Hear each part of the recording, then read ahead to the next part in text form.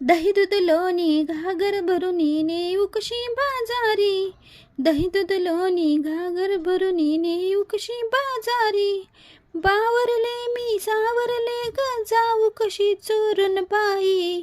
मथुरेच्या बाजारी कशी मी जाऊ. मथुरेच्या बाजारी. आता तुम्ही म्हणसाल हिला अचानक काय झालं गाणं म्हणायला. तर मला हे लोणी बघून आठवलं ते गाणं, म्हणून म्हटलं म्हणावं तुमच्यासाठी.